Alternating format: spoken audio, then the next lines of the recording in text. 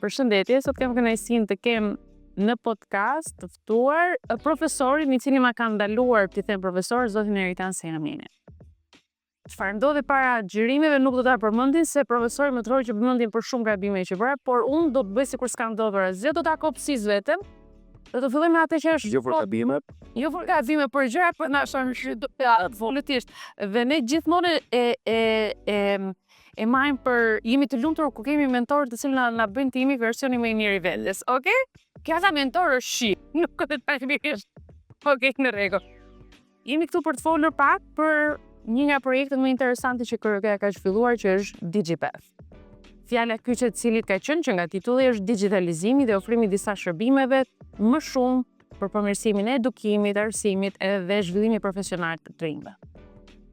Gjatë zhvillimit të projektit kemi kuptuar shumë gjëra, mundësi për të zhvilluar më shumë gjëra të cilat ngecin diku dhe duke sikur jemi në një botë, këto dy fjalë anglisht do mi lejoni, duke sikur jemi në një botë smart, të zgjuar, po që ngec kur fillon edhe teknologji inteligjente. Okej, po duke sikur fillon ai procesi loading, gjëra fillojnë ngecin. Kështu që a mund të themi që momentalisht kur flasim në tema të zhvillimit profesional të rinjve, nga eksperjenca juaj, a kemi thjesht një fasad digitalizimi, po e cila konkretisht nuk po përkthehet në aftësi të mirëfillta digjitale për këta të rinj të cilët i zhvillohen, edukohen në botën e sotme që Teknologji digjitale janë thjesht mjet në vetvete, mjet për të na çuar diku tjetër, mjet për të na lehtësuar diçka tjetër, mjet për të bërë diçka tjetër me kosto më të ulët. Teorikisht në ekonomi vendet e pazhvilluara, të cilat kanë dalë nga diktatura, nga kriza, nga probleme etnike dhe kanë mbetur mbrapa botës së zhvilluar nga pikpamja industriale, ekonomike e të tjerë, janë menduar që përmes teknologjive të reja që janë zhvilluar sidomos në 3, 4, 5 dekadat e fundit, do të mundoheshin që të kapërcelin atë gjë që vendet e tjera është dashur me shekuj të caktuar. Por nëse bota perëndimore ka kaluar për një kohë të gjatë dhe ka kaluar revolucionet me radhë, po themi revolucioni kapitalist, industrial e tjera, teknologjik, çdo gjë, këto vende që mbetën mbrapa që nuk bën pjesë e këtyre revolucioneve, në një moment caktuar kur dalin nga problemet që kanë, nga krizat, mund të përfitojnë nga teknologjitë tashmë të zhvilluar.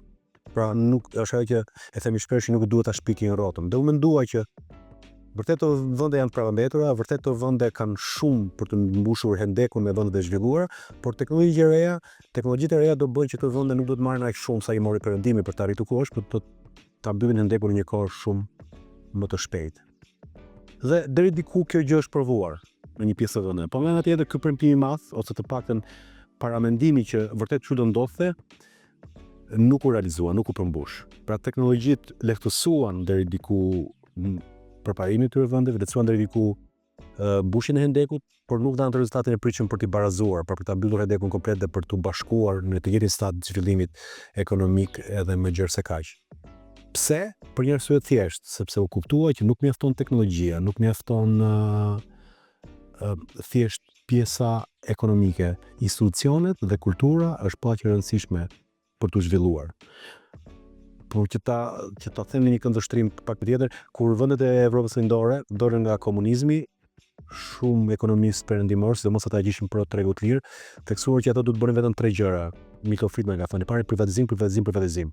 Po mbas 1 dekade, 2 dekade kur u kuptua që ky privatizim shpeshherë nuk çoi në zhvillimet e dëshiruara, kur pati probleme të mëdha, atëherë Milton Friedman u pyet prapë dhe tha një caktuar. Më vjen keq sepse në vlerësova rolin e madh që kanë institucionet. Institucionet çfarë janë rregullat, standardet, çdo gjë që ne përdorim me shkruar pa shkruar, pa ajo kultura e përgjithshme që ne përdorim në shoqëri për të rregulluar marrëdhëniet tona. Pra në një vend ku ka kulturë të madhe klientelizmi, ku ka kulturë të nepotizmit, të klientelizmit, të realizmit, kur koncepti së drejtës nuk është aq i zhvilluar, është shumë e vështirë që të veprojnë mekanizmat e ekonomisë së tregut. E njëjta gjë është për teknologjinë.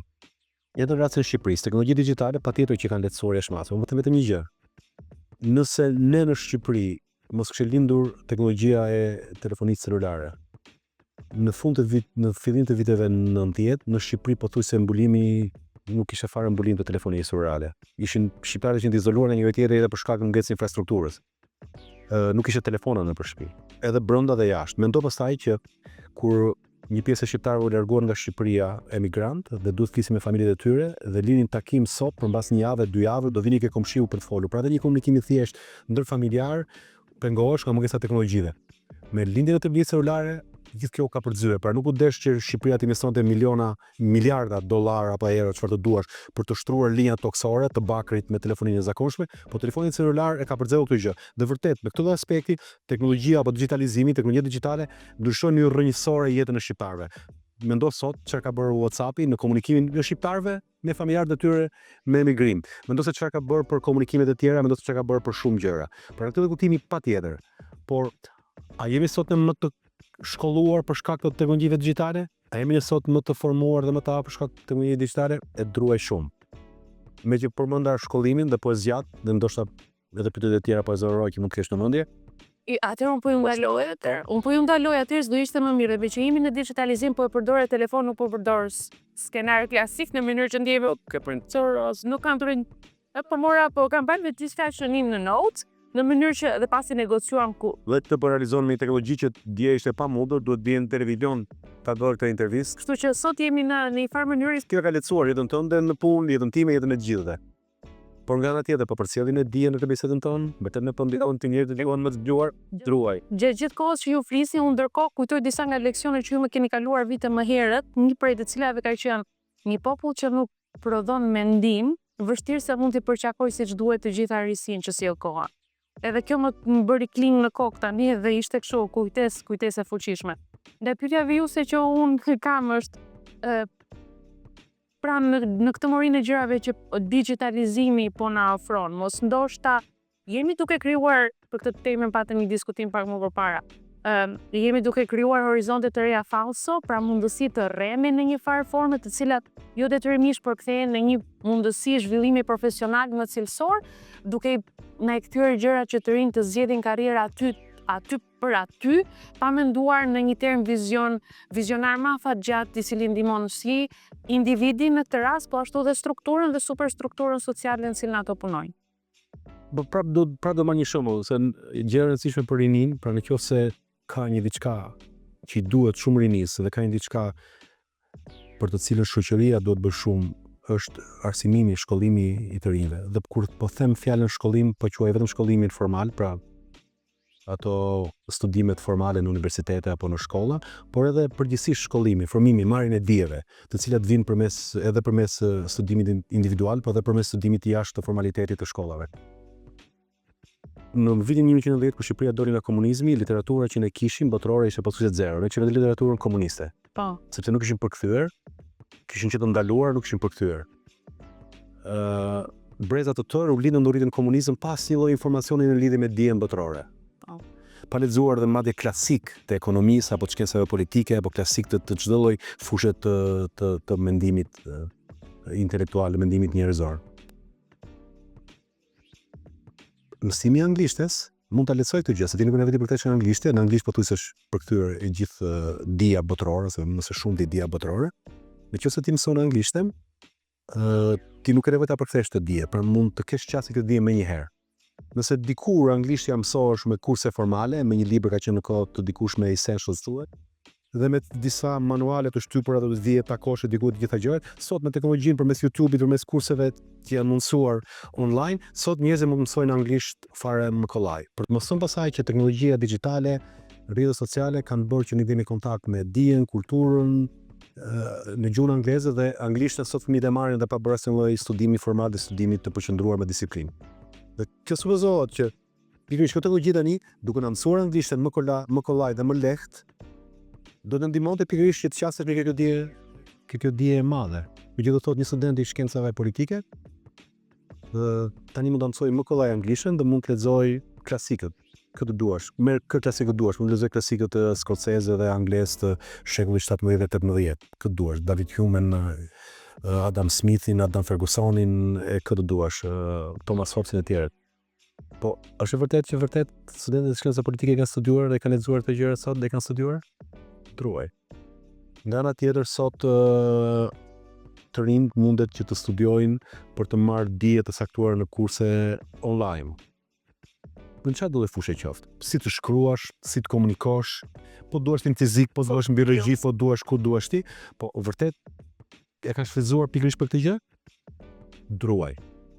Madje ndonjëherë teknologjia ka efektin e kundërt, sepse duke bërë shumë të thjeshtë argëtimin, sidomos në rrjetet sociale, na harxhon gjithë më shumë kohë që mund do ta kushtonin diku tjetër nga një radhë dhe nga ana tjetër marrin dije si përfaqësore që është informacion, pa qenë mençuri, pa qenë model që ne e përdorim për të menduar, për të marrë vendime dhe për të prodhuar apo krijuar, po thjesht informacion, e mbushim me informacion, mendojmë që jemi shumë të zgjuar dhe nuk thellohemi më tej. Pra ky është rreziku dhe kam frikë se në Shqipëri kjo gjë nuk të ndodhur, sidomos tek të rinjt. Sot është shumë e thjeshtë që të largosh vëmendjen për shkak të teknologjive, shumë e thjeshtë të përhumbesh. Shumë ka qasje shumë të lehtë tek dija, por do më shumë disiplinë për të marrë dijen, sepse duhet të rezistosh të gjithë këtyre tundimeve që në vlerë humbjes së kohës. Pra nga lloj kuptimi, me këtë lloj kuptimi, teknologjia, digitalizimi është edhe bekim, po edhe në një farë mënyre, domosdoshmë pak në mallkim që mund ta quash i teknologjisë. Dhe kjo kërkon më shumë disiplinë individuale, kërkon më shumë edhe trysni nga shoqëria që zin pasaj tek kultura e shoqëri. A vërtet kultura jonë nxit njerëzit që të thellohen në dije? A vërtet kultura jonë nxit njerëzit që të jenë sa më profesionistë? A vërtet kultura jonë nxit njerëzit që të jenë sa më individualist në kuptimin e prodhimit, të krijimit, të qenit dobishëm për shoqërinë? Këtu pastaj ne kemi mangësi të tjera. Dhe një farë kuptimi ne çfarë shikojmë sot? Shikojmë që të rinjt shqiptar vishen në mënyrë moderne, vishen perëndimore, po të shikosh flasin, po themi me gjithë jargonin e sotëm, po deshe gjysmën e fjalëve janë anglisht apo në italisht çfarë të duash dhe kanë shkatruar dhe gjuhën shqipe.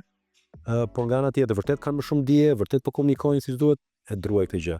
Dhe prap jemi në ato kushte ku shumë të rinj duhet ikin jashtë shtetit për të bërë studime të thelluara pranë universitetit dhe metodën e vjetër, ku ti vetë dhe studion në universitet. Kjo është një pikë shumë interesante ku dua ta çoj diskutimin. Nëse ka një element që ose një kapele ose një xhaketë që e keni mbajtur konstant veshur, ka qenë ajo e profesorit. Në një farë mënyre. Dhe si të thonë keni një vazhdimsi kohore, por edhe kuptimore të asyre çfarë ndodh në arsimin universitar dhe keni krijuar një vetëdijesi se çfarë po ndodh së pari me brezin që sapo e thatë, por edhe në nivel politikash arsimore. Unë kam shumë më pak se sa ju në akademi, por ajo që vërej në këto 15 vite është që ka një tendencë për të shuar gjëra drejt zërimit, që do thotë kemi një teknologji që avancon shumë shpejt, po ndërkohë në përkthimin e zhvillimit dhe në metodës të vetë të vjetër të bërit të gjërave, duket sikur shumatorja vazhdon të mos ndodh asgjë. Si do ta shikoni këto sjellje, këto shumësi të dhënash, datash që ne marrim, si duhet të reflektohen në nivel politikash arsimore? Sepse neve kuadrin ligjor themi gjithmonë në mënyrë klishe kemi të mirë, por që nuk reflektohet praktikisht dhe si këto platforma si DigiPack apo projekte të tilla mund të jenë një gur shtesë në përmirësimin e këtyre ose më saktë të fillojë një proces për t'i bërë politikat arsimore pak më të mira. Patjetër, arsimi këtu mund të luajë një rol të jashtëzakonshëm. Sot universitetet shqiptare mund të lidhen me universitete të tjera për të afruar kurse më të kualifikuara online, mund të lidhen për të afruar literaturë, mund të lidhen për shumë projekte, mund të lidhen për projekte përbashkëta shkencore, përbashkëta studimore, mund të rrisin shkëmbimet arsimore për të vajtur dhe për të ardhur. Mund të marrin pjesë, mund të lidhen me institucione akademike shkencore për konferenca të përbashkëta. Mund të lidhen edhe për të punuar së bashku, për të shkëmbyer të dhëna, informacion dhe të tjerë. Pa diskutim. Ajo që është më e rëndësishme është që përtej politikave shtetërore, sepse politika shtetërore në fundis do të bëjë një gjë, duhet të investojnë në infrastrukturën digjitale. Një nga problemet kryesore që sot Shqipëria është që interneti është i shtrenjtë krahasimisht me vendet të tjera të botës. S'ka pse të jetë i shtrenjtë interneti në Shqipëri. Një nga problemet që ka Shqipëria është që aksesi në disa baza të dhënash të informacionit, të edukimit botëror, të këtyre gjërave është shumë i shtrenjtë, që nuk ka pse të jetë i shtrenjtë. Pra, qeveria duhet të investojë pikërisht për të ulur koston e komunikimit, koston e qasjes, pra koston e përdorimit të infrastrukturave digjitale.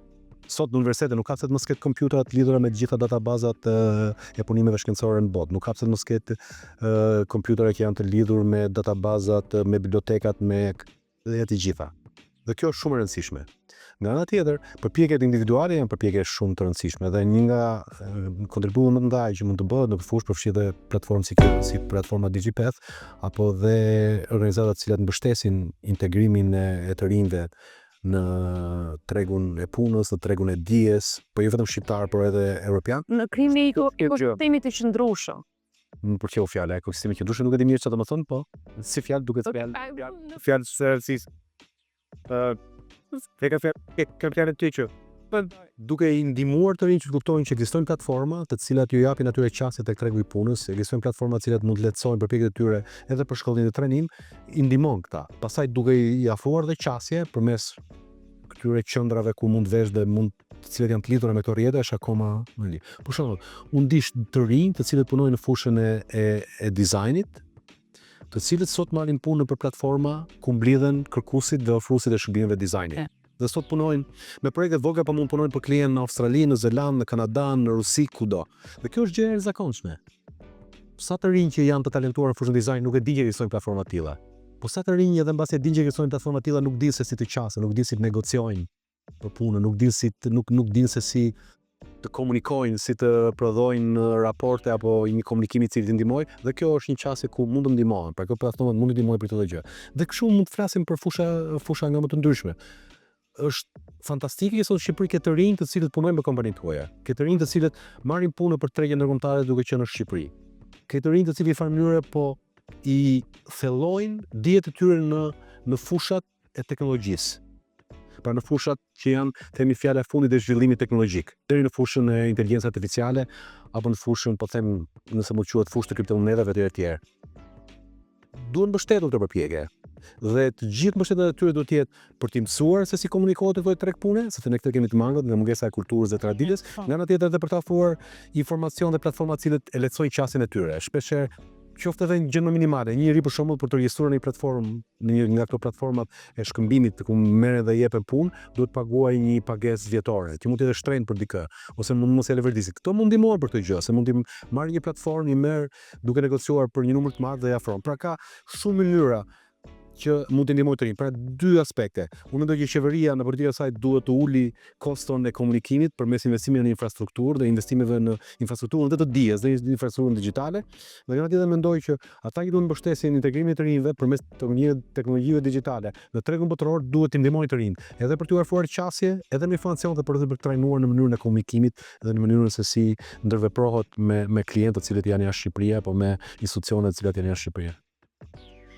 Në vitin 2000, unë kam qenë 12 vjeç edhe kishim ne kështu në atë kohë kishte një kështu lajm të rrem, por nuk e dinim çfarë ishte. Atë që në 2000 ishte të ndodhte fundi botës. Ka qenë problemi i vitit 2000, se mundohesh gjitha kompjuterat ishin programuar që me dy shifrat e fundit.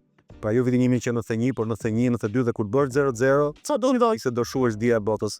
Dhe të shakurdosh kompjuterat e gjithë botës.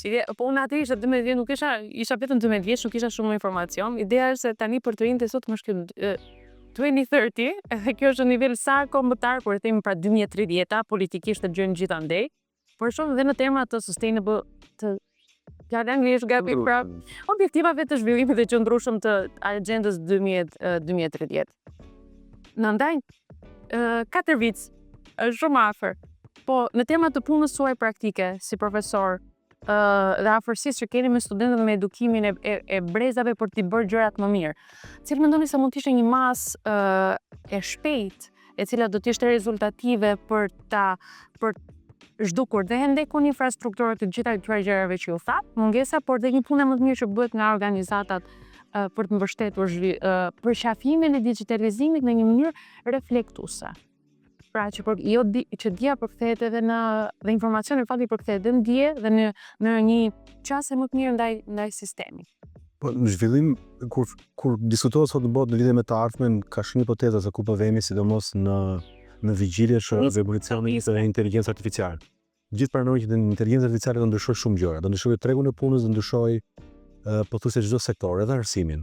Domethënë, nëse ti deri sot merr dije teknike, të cilën mund ta merre vetëm se përcjellesh përmes profesorëve apo në një mjedis universitar, sot të gjithë dijen e botës e kemi një komandë në ChatGPT apo në platformat e tjera.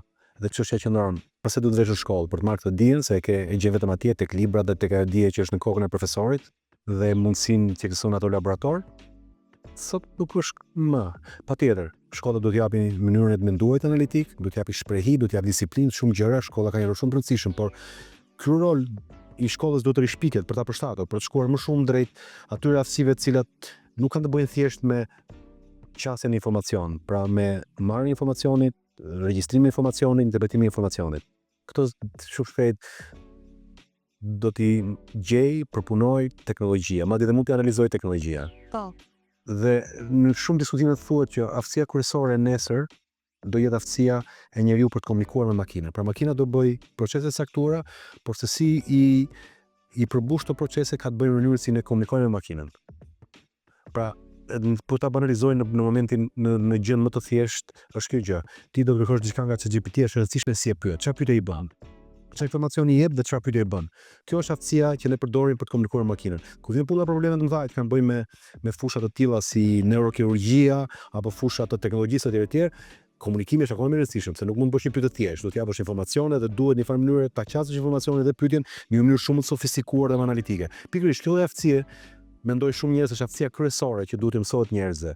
Dhe në shumë vlerësime mendohet që njerëzit do dinë të komunikojnë me një makinë, do jenë më të suksesshëm në këtë tregun e ri, në këtë epokë po themi të inteligjencës artificiale, nëm dhe frikën se makina do të zënësoj njeriu. Dhe çfarë do të ngjitet me njeriu? Përveç se duhet mbrohet nga makinat, po çfarë do të ngjitet të bëj, nëse shumicën e punës do e bëjnë me kosto pothuajse shumë të ulët dhe në një kohë pothuajse në kod zero, të gjitha ato veprime. Në të lloj kuptimi, nëse ne flasim për çfarë do gjëje qoftë në 2013, në 2040 për shkak të BE-s, jo për shkak të BE-s, rëndësishme është që ne të përgatitemi pikërisht për këtë lloj bote. Befas deri sot mendonin që botës i dash shumë kohë për të arritur ku ka arritur, dhe ne na duhet të përdorim teknologjitë dhe mund të afrohesh me botën në një kohë shumë të shkurtër. Sot bota po shkëputet me një hap tmerrsisht të madh për shkak të teknologjive. Dhe ne rrezikojmë që sa u afruan për shkak të teknologjive, nëse nuk adoptojmë me një teknologji të reja, mund ngeli shumë mbrapa botës, sepse hapi cilësor që do sjellë inteligjenca artificiale në çdo lloj fushë të botës do jetë i jashtëzakonshëm. Dhe nëse nuk kemi përgatitur për të qenë të paktën, nuk po them krah për krah, po të paktën për të ecur në diku këtë ritëm me këtë hop të madh cilësor që po sjell në çdo lloj fushë teknologji të reja, ne do kemi vështirësi të mëdha për të qenë pjesë e botës, dhe pastaj kjo përkthehet në mungesë zhvillimit ekonomik dhe në mungesë mirëqenies së qytetarëve shqiptarë. Por mbi gjitha, nëse ne do futemi në BE, pra me agjendën 2030 apo çdo lloj agjende, ne do jemi konkurrues. Dhe kostoja e futjes në BE do jetë shumë herë më e lartë, sepse gjëja e parë do ndodhi është që ne do jemi pa konkurrueshëm këtë lloj tregu.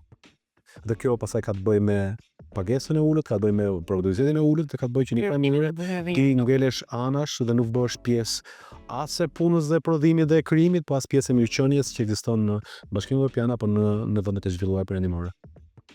Duke qenë se unë vuaj nga, nuk them vuajtje, mendoj se është gjë shumë mirë që e të qenë student i përhershëm.